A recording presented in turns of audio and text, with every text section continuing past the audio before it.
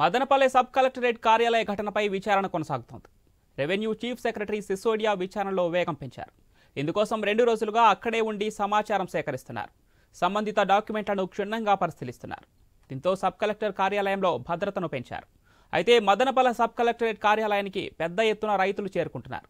11 మండలాల నుంచి వచ్చి ఫిర్యాదులు చేస్తున్నారు. అటు రాష్ట్ర రిజిస్ట్రేషన్ల శాఖ జాయింట్ ఐజీ సరోజాదేవి సైతం సబ్ కలెక్టరేట్ కార్యాలయానికి వచ్చి పలు రికార్డులు తనిఖీ చేస్తున్నారు.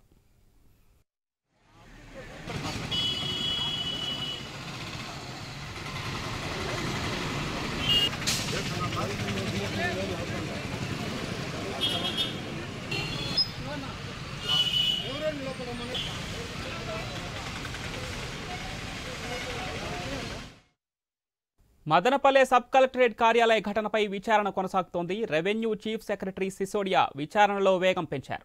ఇందుకోసం 2 రోజులుగా అక్కడే ఉండి సమాచారం సేకరిస్తున్నారు. సంబంధిత డాక్యుమెంట్లను క్షుణ్ణంగా పరిశీలిస్తున్నారు. దీంతో సబ్ కలెక్టరేట్ కార్యాలయంలో భద్రతను పెంచారు. అయితే మదనపల్లె సబ్ కలెక్టరేట్ కార్యాలయానికి పెద్ద ఎత్తున రైతులు చేరుకుంటున్నారు. 11 మండలాల నుంచి వచ్చి ఫిర్యాదులు చేస్తున్నారు. అటు రాష్ట్ర రిజిస్ట్రేషన్ల శాఖ జాయింట్ ఐజీ సరోజాదేవి సైతం సబ్ కలెక్టరేట్ కార్యాలయానికి వచ్చి పలు రికార్డులను తనిఖీ చేస్తున్నారు.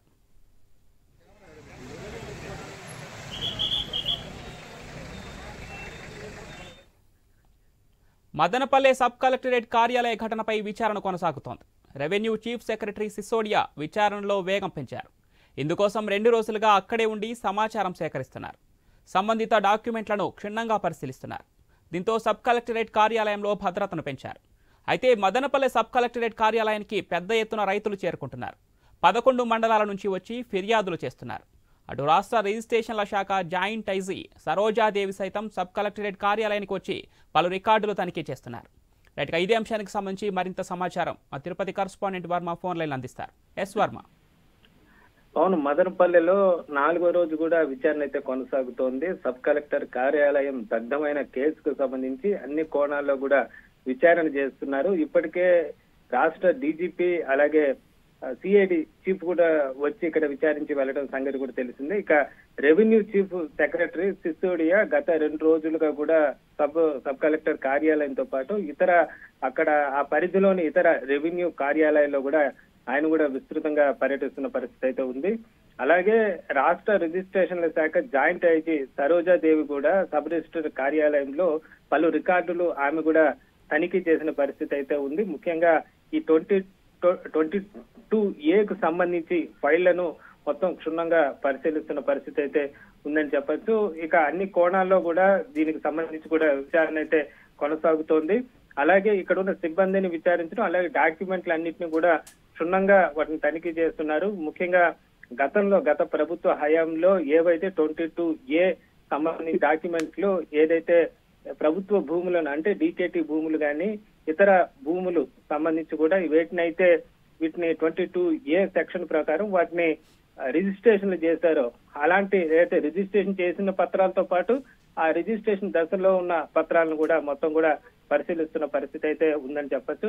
ఇప్పటికే కేవలం సబ్ కలెక్టర్ కార్యాలయమే కాదు, మిగతా చోట్ల సబ్ కలెక్టర్ పరిధిలోని మిగతా చోట్ల కూడా వెళ్లి క్షుణ్ణంగా తనిఖీలు చేస్తున్న పరిస్థితి అయితే ఉంది. అలాగే జనానికి కూడా సిసోడియా పిలుపునిచ్చారు. ఎవరైతే తమకు గతంలో ఇబ్బందులు ఎదురయ్యాయో వాళ్ళు స్వచ్ఛందంగా వచ్చి ఫిర్యాదులు చేస్తే వాళ్ళకు న్యాయం చేస్తామని కూడా చెప్పడంతో 11 మండలాలు సబ్ కలెక్టర్ పరిధిలోని ఈ 11 మండలాల పరిధిలో కూడా రైతులు కార్యాలయానికి వచ్చి కూడా తమ ఫిర్యాదులు వ్యక్తం చేస్తున్నారు.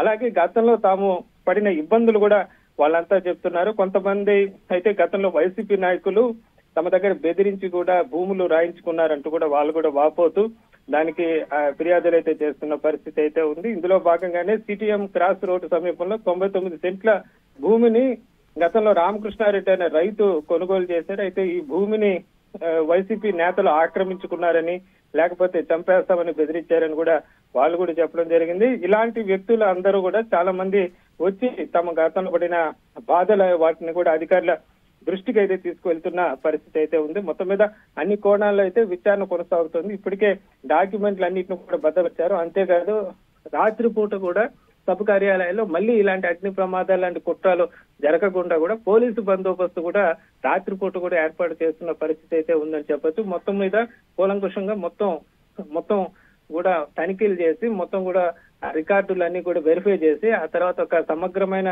నివేదికను రాష్ట్ర ముఖ్యమంత్రికి ఇచ్చే అవకాశం అయితే ఉన్నట్లుగా కూడా తెలుస్తోంది. ముఖ్యంగా ఏదైతే సెక్షన్ 22A అంటే ప్రభుత్వ భూములు గతంలో సీఎం చంద్రబాబు ఏదైతే పవర్ పాయింట్ ప్రెజెంటేషన్ సందర్భంగా ప్రభుత్వ భూములు 22A ప్రకారం అన్యాక్రాంతమైనాయో ఆ భూముల పైన ప్రత్యేకంగా దృష్టి సారించిన పరిస్థితి అయితే ఉంది. ఇప్పటికే ఇందులో మాజీ మంత్రి పెద్దిరెడ్డి సంబంధించి అనుచరుడు మాధవ్ రెడ్డిని అదుపులో తీసుకుని విచారిస్తున్నారు. ఒకవేళ దీంట్లో ఆధారాలు బట్టి మరికొంతమంది వ్యక్తులను కూడా అదుపులో తీసుకునే అవకాశం అయితే కనిపిస్తోంది. Pavan. Right, thank you Varma.